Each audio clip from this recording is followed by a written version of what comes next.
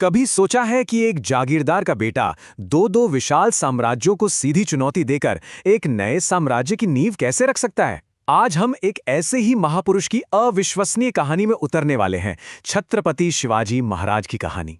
और इस कहानी की शुरुआत होती है एक शाही मोहर से। ये है शिवाजी महाराज की राजमुद्रा। ये मोहर उन्हें उनके पिता शाजी राजे ने दी थी, लेकिन ये सिर्फ एक प्रतीक नहीं थी, ये उनके भविष्य की एक बहुत बड़ी भविष्यवाणी थी।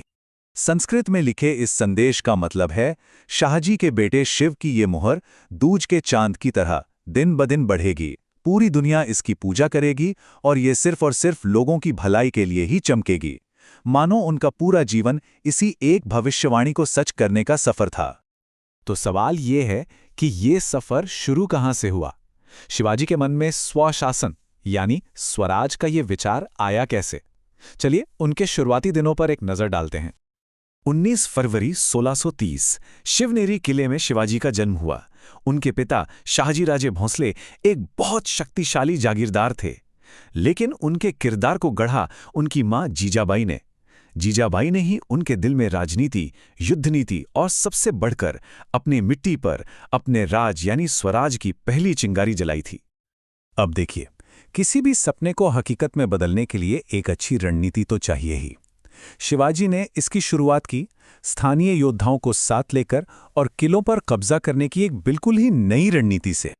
उनका पहला कदम कोई बहुत बड़ी सेना बनाना नहीं था। नहीं, उन्होंने सह्याद्री के पहाड़ों में रहने वाले मावल इलाके के बहादुर और जुझारू लोगों को इकट्ठा किया, जिन्हें मावले कहा जाता था। और यही मावले उनकी असली ताकत बने। उनकी युद्ध की तकनीक तो क्रांतिकारी थी। उन्होंने छापामार युद्ध नीति या गुरिल्ला वॉरफेयर को एक नया ही रूप दे दिया। इसमें स्पीड, सरप्राइज अटैक और अपने इलाके की पूरी जानकारी का इस्तेमाल करके बड़ी बड़ी सेनाओं को हराया जाता था। उन्होंने पहाड़ों और घाटियों को ही अपना सबसे बड़ा हथियार बना लिया था। उनकी रणनीति को देखें तो ये 3 आसान स्टेप्स पर आधारित थी। पहला, स्थानीय मावला योद्धाओं को संगठित करो।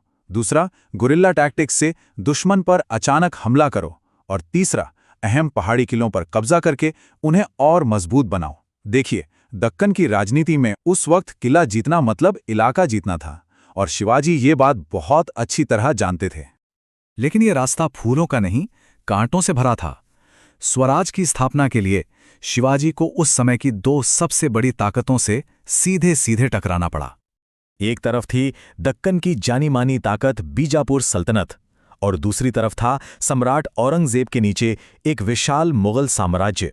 शिवाजी का छोटा सा राज्य इन 2 ताकतवर साम्राज्यों के बीच में फंसा हुआ था।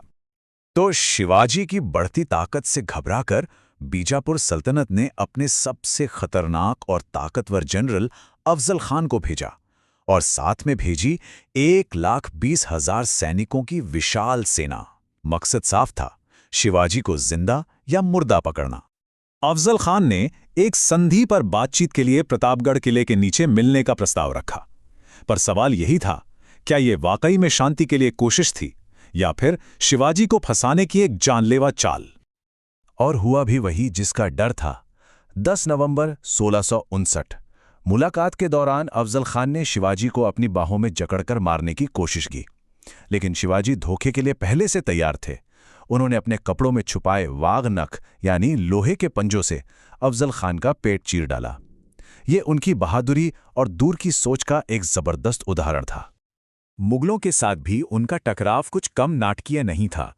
1666 में औरंगजेब ने धोखे से शिवाजी को आगरा में नजरबंद कर दिया, पर कुछ ही महीनों बाद 18 अगस्त को शिवाजी फलों की टोकरियों में छिपकर शाही हिरासत से भाग निकले। सोचिए, भेष बदलकर सैकड़ों मील का सफर तय किया और 2 सितंबर को सुरक्षित राजगढ़ पहुंच गए।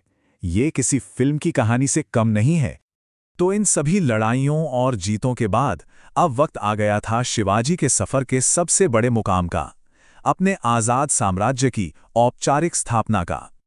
6 जून 1674 इतिहास में ये तारीख हमेशा के लिए दर्ज हो गई।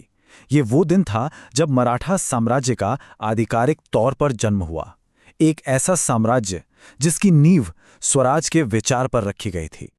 रायगढ़ किले में शिवाजी का पूरे विधि विधान से राज्याभिषेक हुआ और उन्होंने छत्रपति यानी एक संप्रभु सम्राट की उपाधि धारण की। ये उनके दशकों के संघर्ष का फल था, जिसने सदियों बाद दक्कन में एक स्वतंत्र हिंदू साम्राज्य की स्थापना की। शिवाजी सिर्फ एक महान योद्धा ही नहीं थे, वो एक बहुत ही काबिल प्रशासक भी थे। उन्होंने शासन को सही ढंग से चलाने के लिए 8 मंत्रियों की एक परिषद बनाई, जिसे अष्टप्रधान कहा जाता था। आप इसे एक तरह का आधुनिक कैबिनेट समझ सकते हैं। इसमें प्रधानमंत्री के रूप में पेशवा से लेकर वित्त मंत्री, अमात्य और मुख्य न्यायाधीश तक हर विभाग का एक प्रमुख था। ये एक व्यवस्थित और कुशल शासन का सबूत है। 3 अप्रैल 1680 को उनका निधन हो गया, लेकिन उनकी कहानी, उनकी विरासत आज भी जिंदा है। तो आखिर शिवाजी की वो स्थायी विरासत क्या है जो आज भी लोगों को प्रेरणा देती है? उनकी विरासत के कई पहलू हैं। उन्होंने मराठी और संस्कृत को राजभाषा बनाकर अपनी संस्कृति को बढ़ावा दिया। वो एक धर्मपरायण हिंदू थे, लेकिन उनका राज सभी धर्मों का बराबर सम्मान करता था। उन्होंने मस्जिदों के निर्माण के लिए भी मदद दी और उनकी सेना और प्रशासन में कई मुसलमान ऊंचे पदों पर थे। और शायद यही वजह है कि आगे चलकर उनकी कहानी भारत के स्वतंत्रता संग्राम के लिए एक बहुत बड़ी प्रेरणा बनी। तो अंत में ये सवाल फिर से सामने आता है, कैसे एक अकेला इंसान एक मजबूत इरादे के साथ हर मुश्किल के खिलाफ एक पूरे साम्राज्य की नींव रख सकता है? छत्रपति शिवाजी महाराज का जीवन इसी सवाल का एक जीता जागता और प्रेरणा देने वाला जवाब है।